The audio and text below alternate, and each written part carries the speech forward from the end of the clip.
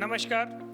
हाल ही में आए जे एडवांस 2026 के परीक्षा परिणामों के बाद आज हम अलवर स्थित मॉडल्स एकेडमी में हैं और मेरे साथ एक विद्यार्थी हैं जिन्होंने कक्षा 12वीं के साथ ही आईआईटी में जाने का जो अपना सपना है उसको साकार किया है। सबसे पहले आपका नाम और आपकी कौन सी रैंक आई है? सर, मेरा नाम श्रेयांश जैन है और मेरी जे एडवांस 2026 में 8,228 रैंक आई है।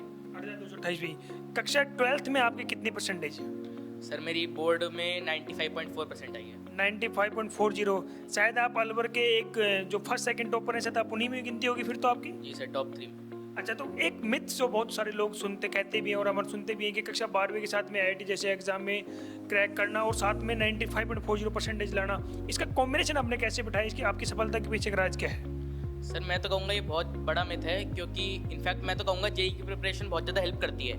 क्योंकि जो रिसेंट जी एडवांस के पेपर हुए हैं उसमें हमने क्या देखा है कि जो पैसेज टाइप्स क्वेश्चंस होते हैं वो उनकी जो संख्या है वो बहुत ज़्यादा बड़ी है। तो जब हम उस टाइप के क्वेश्चंस प्रैक्टिस करते हैं तो हमारा जो रीडिंग कॉम्प्रिहेंशन होता है, राइटिंग कॉम्प्रिहेंशन होता है, वो काफ़ी ज़्यादा इंक्रीज़ होता है। तो मेरे हिसाब से, क्योंकि मैंने इतनी ज़्यादा तैयारी नहीं करी, मैं मोस्टली बस नोट्स पढ़ के गया था, ना मैंने कुछ ज़्यादा एक्स्ट्रा करा। मोस्टली आई थिंक मेरी 11th मतलब जो भी मैंने 12th में तैयारी करी उससे जो मेरा कॉम्प्रिहेंशन वगैरह बढ़िया हुआ, उससे आई थिंक मुझे इतनी अच्छी परसेंटेज आई है।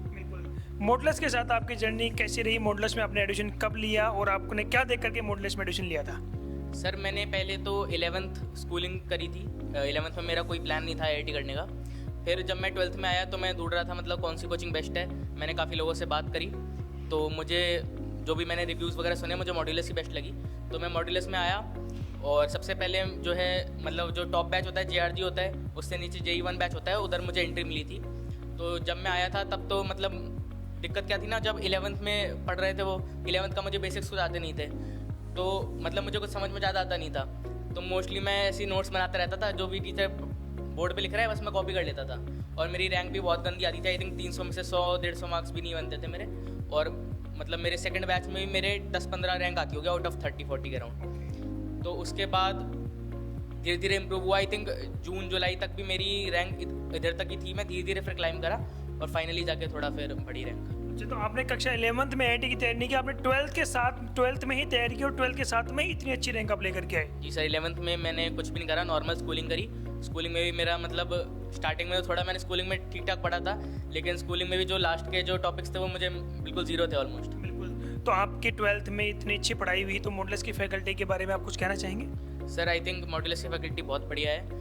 खासकर मैं कहूँगा केमिस्ट्री में मैं बात करूँ अगर, क्योंकि सबसे पहले जब मैं आया था ना केमिस्ट्री में, क्योंकि जैसे हम पढ़ते हैं चैप्टर्स पढ़ते हैं, केमिकल बॉन्डिंग वगैरह बहुत ज़्यादा काम आता है जो कि 11th में पढ़ते हैं अपन। तो उसके बिना जो है मुझे बिल्कुल समझ में आता नहीं था स्टार्टिंग में। मतलब केमिस्ट्री में तो खासकर मुझे बिल्कुल समझ में नहीं आता था। तो मैंने जो टीचर से बात करी 1-on-1 मैंने बात करी काफ़ी सारे टीचर से। TC सर हैं हमारे फिजिकल केमिस्ट्री के और NK सर हैं ऑर्गेनिक केमिस्ट्री के। तो उनने काफ़ी हेल्प करी, उनने बताया मतलब कैसे कवर करना है और मतलब इंकरेज करा।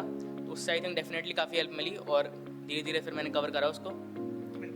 अभी जो आपके साथी हैं जो कक्षा 10वीं पास किए हैं या फिर 12th पास किए हैं, जो आईआईटी का सपना देख रहे हैं, उनको क्या मैसेज आगा आपका? सर, मेरा तो मेन मैसेज यही है कि बढ़िया पढ़ाई करो और जो भी टीचर्स बोल रहे हैं उसको अच्छे से फॉलो करो। कोई भी बैकलॉग मत बनाओ। मतलब आजकल लोग मोस्टली क्या गलती करते हैं, वो काफ़ी ज़्यादा आजकल प्लेटफॉर्म्स खुल गए हैं हर जगह का, मतलब ऑनलाइन मोस्टली। तो भटकते रहते हैं लोग इधर उधर कि ये वाला रिसोर्स अच्छा है, ये वाला रिसोर्स अच्छा है, बहुत बड़ी लिस्ट बना लेते हैं। क्योंकि मैंने भी स्टार्टिंग में थोड़ा सा ऐसा करा था, लेकिन मैं यही कहूँगा तुम बिल्कुल कम रिसोर्स रखो। एक बस अपना मॉड्यूल करो कोचिंग का, वो भी तुम कर लोगे ना बहुत सफिशिएंट है। क्योंकि मैंने खुद बहुत सारे चैप्टर्स के मॉड्यूल नहीं करे, तो तब भी मेरी इतनी रैंक आई है। तो बस उसको स्टिक करो, अगर तुम्हारा वो हो जाता है फिर ही तुम किसी और चीज़ पे जाओ। अच्छा, मेरा एक और सवाल है आपसे कि लोग कहते हैं कि कक्षा 6वीं से आप फाउंडेशन करने लग जाओ, फिर 9th क्लास से फाउंडेशन करने लग जाओ, उसी से जाकर आपका बेस मजबूत होगा, तभी आप कक्षा 12वीं के साथ में आईआईटी जैसे एग्जाम को क्रैक कर पाओगे। लेकिन आपने तो कक्षा 12वीं में पढ़ाई करके ही क्रैक कर लिया, ये कैसे संभव हुआ? जो पेरेंट्स सोचते हैं कि कोटा सीकर अपने बच्चों को भेजें। नहीं सर, डेफिनेटली फ़ायदा तो होता है, अगर पहले से पढ़ोगे आप तो डेफिनेटली फ़ायदा होता है। लेकिन मैं यही मानता हूँ अगर आपके पास राइट गाइडेंस है और आप बढ़िया डिटर्मिनेशन से पढ़ाई कर रहे हो तो आप 1 साल में भी क्रैक कर सकते हो, उसमें कोई दिक्कत की बात है। लास्ट सवाल है मेरा आपसे, मॉडल्स के बारे में आप क्या कहना चाहेंगे? क्योंकि मॉडल्स में कक्षा 12वीं के साथ आपने कहा कि मैंने 11वीं में सिर्फ स्कूलिंग की थी, मैंने 12वीं में पढ़ाई स्कूलिंग के साथ साथ में कक्षा 12वीं इतनी अच्छी रैंक आ पाई है। मॉडल्स के बारे में आप क्या कहना चाहेंगे? सर, आई थिंक काफ़ी बड़ा हाथ इसमें मॉड्यूलस का है, क्योंकि मॉड्यूलस ने मुझे मतलब काफ़ी सपोर्ट करा। जो भी स्टाफ, जो भी टीचर्स हैं, उनने मुझे काफ़ी मोटिवेट करा। क्योंकि मतलब आसान नहीं होता, क्योंकि स्टार्टिंग में मैं मतलब बिल्कुल कुछ समझ में आता नहीं था मेरे को, थोड़ा सा अजीब सा लगता है ना, मतलब कि सारे लोग जो है मतलब हाथ उठा रहे Comfortable हो जाते हैं, हैं। हाँ मतलब हाथ उठा रहे हैं, डाउट्स पूछ रहे हैं, मुझे समझ में नहीं आ रहा है कि क्या मतलब क्या है, तो काफ़ी हेल्प करा टीचर्स ने और मतलब मैंने धीरे धीरे कवर करा फिर मॉड्यूलस। मतलब आई थिंक अलवर में बेस्ट कोचिंग रहेगा उनके लिए। Okay, thank you.